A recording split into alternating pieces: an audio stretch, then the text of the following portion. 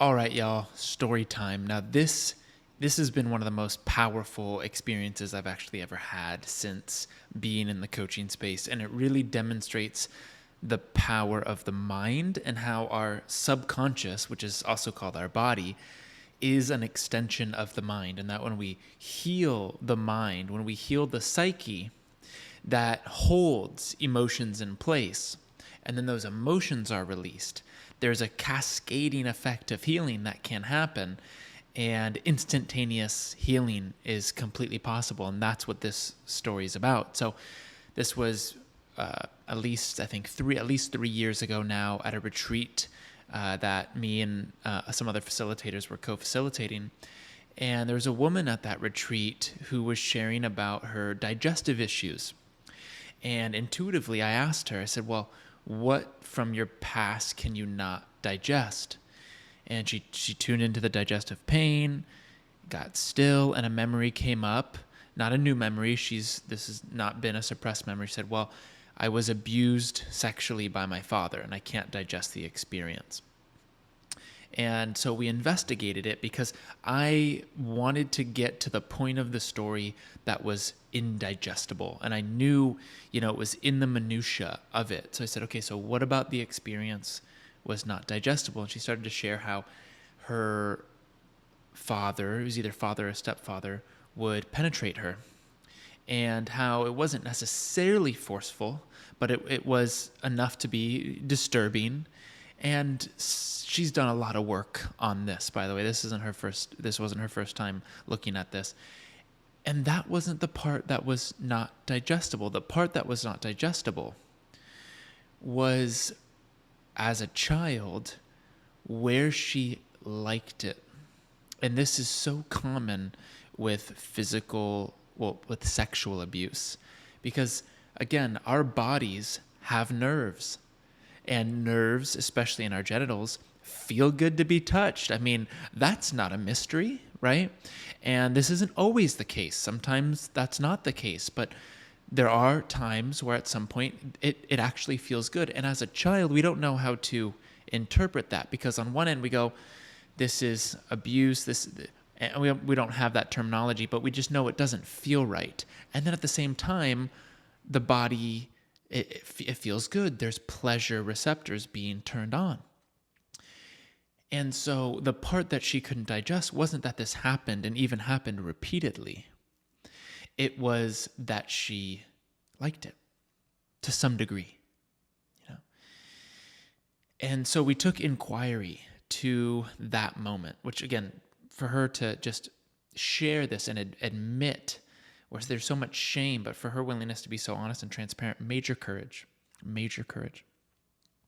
So we took inquiry in that moment, and we asked the question, because as a facilitator, what I see is someone that sees that as not innocent. They see that as shameful, bad, or wrong. And so the first question was, number one, is it wrong to feel pleasure? And no. Of course, she could, this is like her reparenting herself. She can look at that little girl and go, that's not wrong that you felt pleasure. And then the deeper inquiry was, could you have felt anything else besides what you felt? In other words, if I'm touching someone and they feel pleasure, they're not doing that. You can't, take responsibility. And that's what she did. She kind of took ownership over the pleasure as if it was something she chose. And so she started to untangle this belief that, number one, it was wrong. Number two, it was something that she did or chose. And so as that started to loosen up, you could see all this kind of light and energy returning. And then we asked the question, so why didn't you say anything? Why didn't you tell someone what was happening?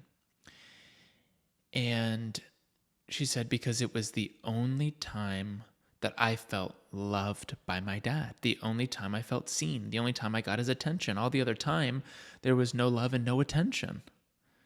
And again, this isn't real love, right? Someone would have to be very confused and traumatized to think that's how you show love to a children. That is absolutely, what's the word I'm looking for? It's a delusion. It's a distortion of love. So that was the innocence of the little girl thinking, oh, well, some attention is better than none. At least this is telling me that I'm loved. And if I'm with my parents and I'm not loved, I can't handle that. So her alternative was to exist in being a child that wasn't loved. And what was more scary, this sexual act or telling it, sharing about it, and risking being completely ousted by the family, which as the child equals death. So when she could see that her choice to not say anything was innocent, and when she could see that the pleasure was innocent, that this was, she didn't choose to feel this pleasure, and that she could also see that what she thought was love wasn't actually love. And that was just a confused little girl believing that. She had this big emotional release, On the other side of the stories, I'm dirty, I'm shameful, I'm wrong, I'm bad. And all of a sudden, and let me back up about her symptoms. She was unable to have a solid bowel movement for months. I mean, she was getting IVs. She couldn't eat solid food.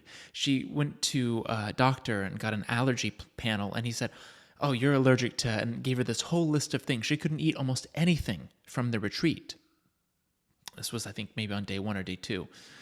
And as soon as she had that release, all of a sudden, and everyone in the room could hear it, her bowels, her gut started just, and it was painful. She goes, it's painful, it's hurting. And we're just all kind of holding space, holding her in love. And she goes, I need to go to the bathroom. She goes to the bathroom. She comes back and goes, that was the first solid bowel movement I had in months. And she's feeling so light, so invigorated that she goes, you know what? I'm going to eat all the food here that I want to eat. Screw this allergy thing. She goes in, she starts eating all of the food, 5, 6, 7 different foods that she just tested to be allergic to and was not allergic to a single one. And her bowel movements, her stomach was fine for the rest of the retreat. And to my knowledge, to this day, she hasn't returned to that dis-ease. So again, what is this pointing to? Well, we know from German New Medicine that all dis-ease originate in the psyche. And the psyche origination point is a moment where we were overwhelmed and shocked, and we created a belief. We assumed or crystallized a belief about ourselves. I'm bad, I'm wrong, I'm unloved. And then that's held in our body and in our mind in a kind of perpetual state of freeze until we bring light to it. We see the story for what it is, and we allow the emotion to release. And then when we do that, that area of the brain that was impacted in that moment, which actually impacts as these concentric rings, which I actually believe, I have no evidence of this, but it is a spiral. There's a part of the brain that gets impacted, and what depends on where the brain gets impacted in these moments of trauma is dependent on the type of conflict. So for example, if I have, let's say, something around my territory, in German New Medicine, it's called territorial anger conflict, that might imprint in this part of my brain. And if it's about being physically dominated, that might imprint over here. If it's about betrayal, that might imprint here. So there's all these different parts of the brain that, when imprinted, correlate and connect to certain organs that tell that organ to proliferate its cells, cell proliferation, create more cells, or reduce cells. Now that function and the chain reaction that it creates is the core of all disease. And it does that. It tells that organ to either create cell proliferation or reduce its cells for survival, for a positive reason, to benefit the organism, not because your organ is failing, your gut is failing, but because in this example, and I'd have to double check with German New Medicine, but I'll say as a generalization, just as an example,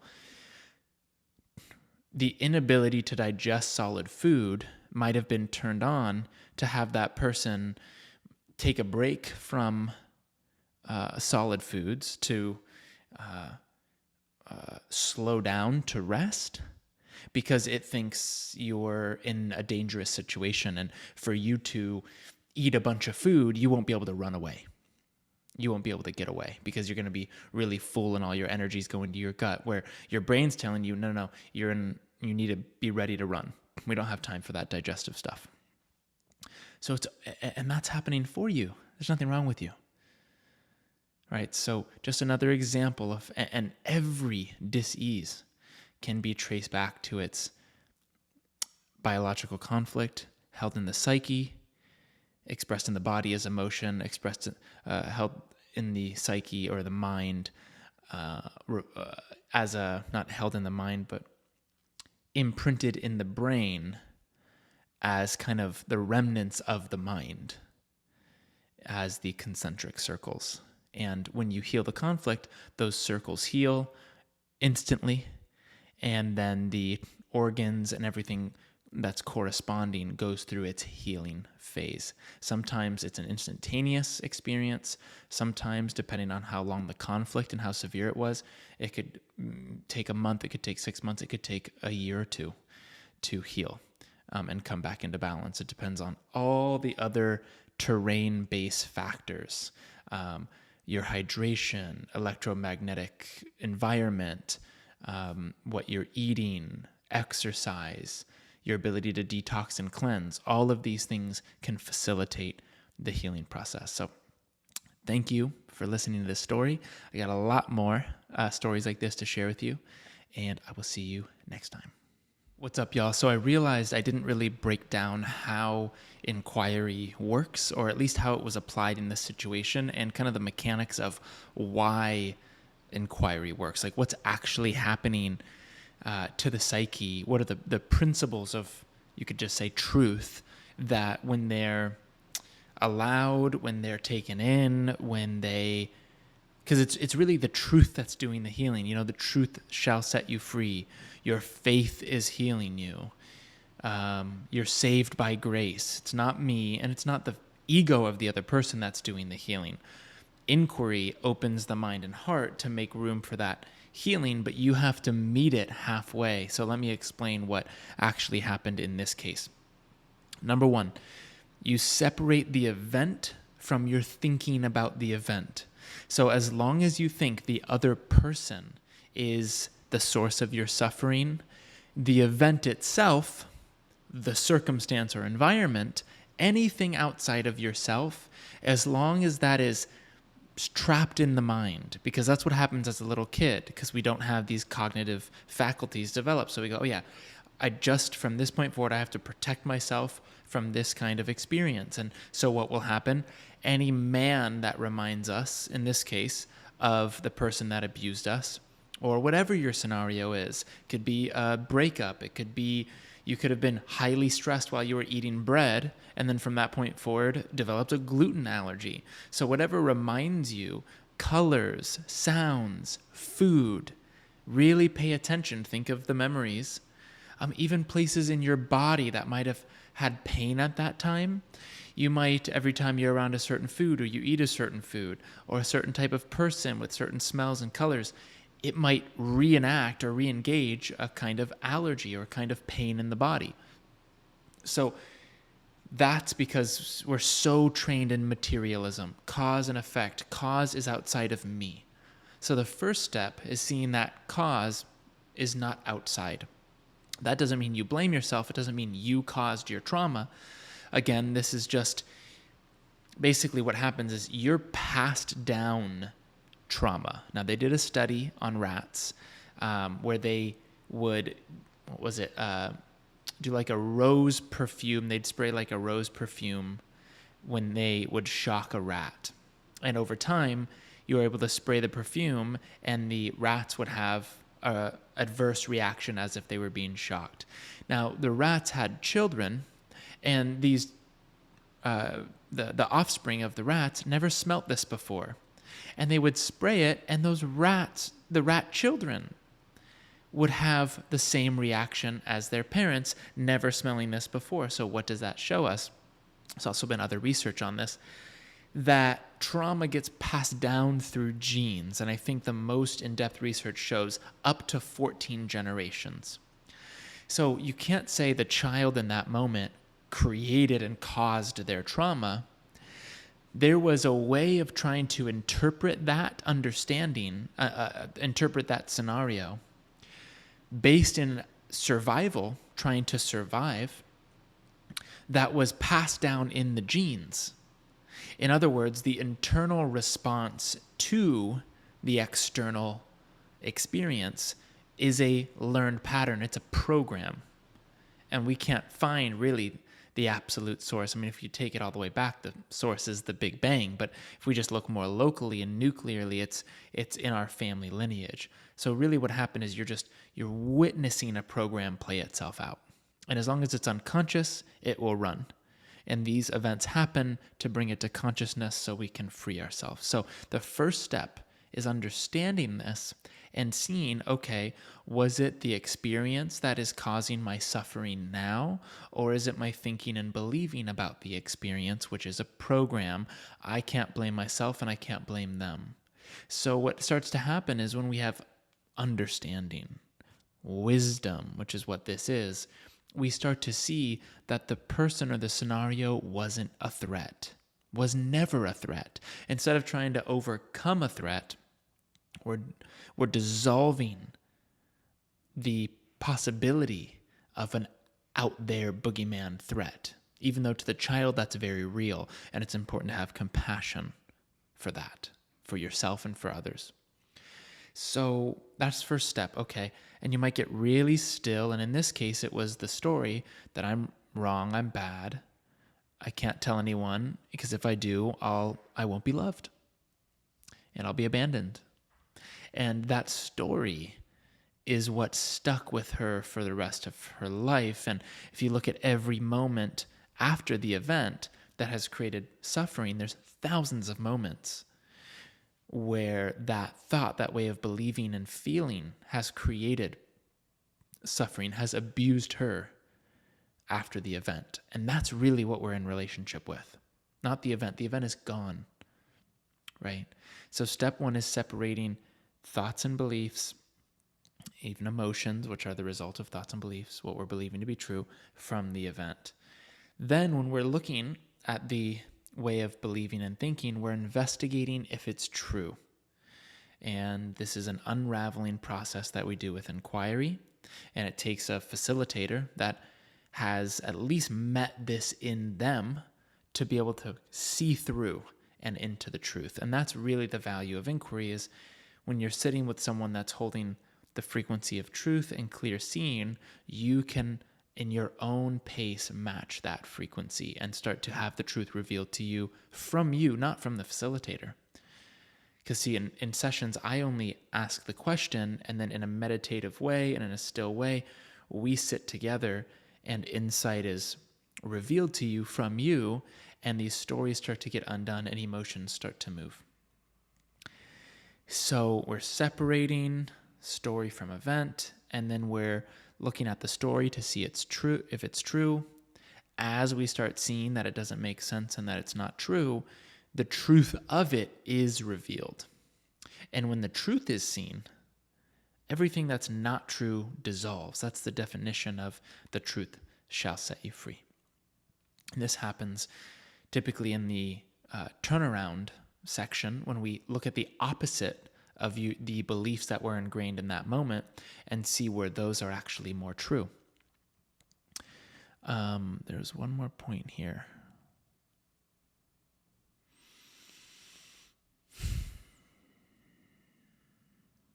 What was it? Part of discovering the truth is discovering your innocence. So often as we're seeing where we've been believing in these lies, we might feel a sense of guilt or shame. And it's really important to take inquiry into any guilt and shame, because that will keep a pattern kind of stuck. And to meet that 5, 6, 7-year-old where they're at with the level of their thinking, and to discover organically that what you believe to be true at the time is completely innocent. And actually, what makes it innocent is that it's not true. That's innocence, believing lies. So it's a returning of innocence and a release of self-judgment. It's an understanding of what's true versus what's not true. And then it's the allowing of that inner alchemy in the body to happen, which typically is a lot easier when you have the safety of a facilitator with you providing that space. And then the turnarounds, again, they point you to the truth, number one, but then they also show you a new action you can take now.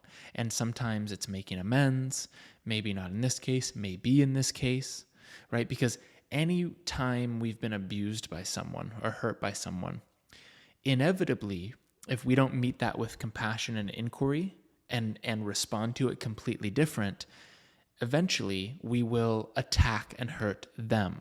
So often we want to do what was done to us onto others, even if it's only in our own minds. And so the turnarounds reveal all of that to us, and then they show us how to live. They show us the opposite of our old operating system. They show us a new operating system. And then when you act that way, you're actually changing your brain. You're changing the wiring in your brain.